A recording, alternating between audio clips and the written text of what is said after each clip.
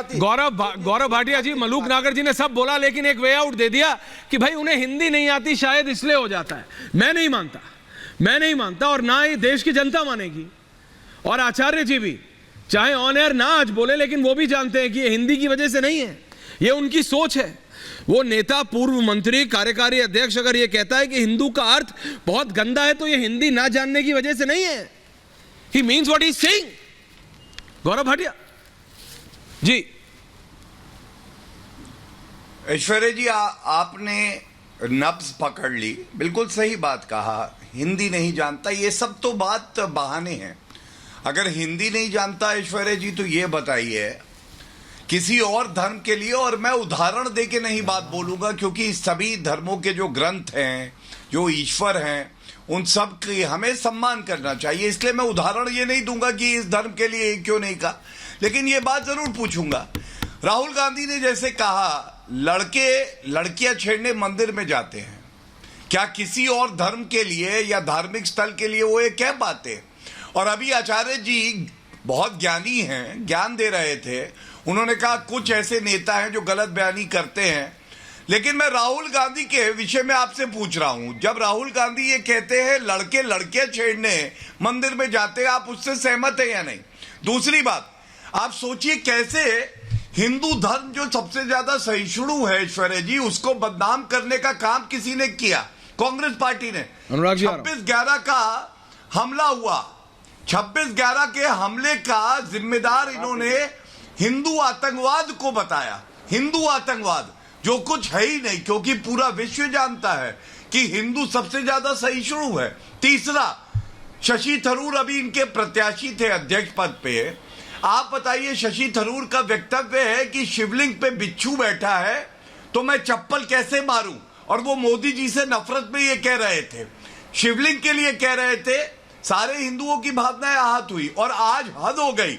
आज इन्होंने कहा कि हिंदू का अर्थ ही बहुत गंदा है। मैं पूछना चाहता हूं खड़गे जी, आज एक शब्द बोल पाएंगे या अभी भी गांधी परिवार के इशारे पे चलते हुए हिम्मत नहीं होगी कि वो कहें कि ये गलत कहा और तत्काल ऐसे प्रदेश अध्यक्ष को हटा दें और एक मिसाल कायम करें कि हमारे लिए सभी धर्म के जो अनुयायी हैं वो बराबर है? आचार्य मैं आ रहा हूं, लेकिन समाजवादी पार्टी के नेता बैठे, मैं उनका भी वक्तव्य ले रहा हूं। जी अनुराग भदौरिया जी, मलूक नागर जी ने तो एक वे आउट दे दिया कांग्रेस को कि शायद हिंदी समझ नहीं आती उनके नेता को। आप क्या कह रहे हैं जी? देखिए ऐश्वर्या जी, हाँ दादा। ऐश्वर्या जी, भारतीय जनता पार्टी के प्रवक्ता लंबी लंबी बातें मार रहे हैं। ये उन लोगों को अपनी पार्टी में ले लेते हैं जिन्होंने अभी पार्लियामेंट के सदन पे क्या बोला था। अभी हमारे कांग्रेस के प्रवक्ता बता रहे थे, और नरेश अग्रवाल को कह रहे हैं आइए आइए, आपने बहुत अच्छा काम किया, आइए हम दोनों हाथों से आपको ले रहे हैं। अरे आपको धुतकारना चाहिए था। क्या आप हिंदू देवी देवताओं का अपमान करोगे? आपको लूंगा मैं, भागिए यहां से, नहीं लेता मैं आपको। लेकिन आपने उनको चिपका लिया। आपको उत्तर प्रदेश में सरकार बनानी है। संजय निषाद कह रहे हैं कि राम दशरथ के बेटे नहीं थे, आपने उनको चिपका लिया क्योंकि आपको सत्ता चाहिए।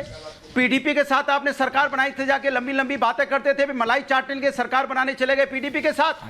तब आपको नहीं ध्यान आया कि किससे आप अलगाववादी के साथ सरकार बना रहे हैं। मतलब सत्ता से आप धर्म को नापते हैं क्या? कि सत्ता मिल रही हो तो कोई दिक्कत नहीं। नहीं अनुराग भदौरिया जी, अनुराग भदौरिया जी, अगर मैं मैं आपसे, अगर मैं गलत कह रहा हूं, मैं आपसे सवाल पूछ रहा हूं, मैं आपसे सवाल पूछ रहा हूं आचार्य जी, पूरा होने दीजिए।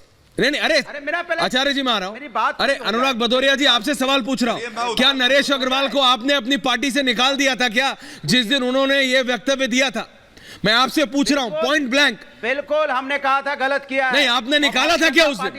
गलत नहीं, गलत तो आचार्य ने भी कह दिया, गलत तो आचार्य ने भी। मैं आपसे पूछ रहा हूं अनुराग जी, आपने अपनी पार्टी से निकाला था क्या? आपने अपनी पार्टी से, अरे आप ही से पूछ रहा हूं, हाँ या ना में बताइए। अरे सुन तो लीजिए, सुन रहा है देश, सुन रहा है तो बोलिए। तो जवाब तो देने दीजिए। हमने कहा हम ऐसे व्यक्ति को राज्यसभा नहीं दे सकते, ऐसे व्यक्ति की पार्टी में कोई जगह नहीं है। बीजेपी ने कहा आओ भैया मेरे पास आओ, समाजवादी आपको भगा रही है, राज्यसभा नहीं दे रही। कितने महीनों बाद? आओ मेरे पास। कितने महीनों बाद? बेटे का, कितने सालों बाद मंत्री बना देंगे? कितने महीनों बाद? बेटे को रम का मंत्री बना दिया। अरे सुन तो लीजिए, अरे जितने साल बीजेपी ने बनाया ना रम का मंत्री, आज रम का मंत्री कौन है? आज रम का मंत्री कौन है? उन्हीं के बेटा नितिन अग्रवाल है। दूसरी बात, बीजेपी के प्रवक्ता बता रहे हैं, अरे हिंदू का सम्मान करते कब हो? आपको तो यही नहीं पता है कि वेद और पुराण में अंतर क्या है? बता दीजिए वेद पुराण में अंतर क्या है, वेद का मतलब क्या है, पुराण का मतलब क्या है, बता दीजिए आप, उपनिषद का मतलब क्या है। चलिए यही डिबेट रोक देते हैं, तीनों का मतलब बता दीजिए, बताइए बीजेपी प्रवक्ता।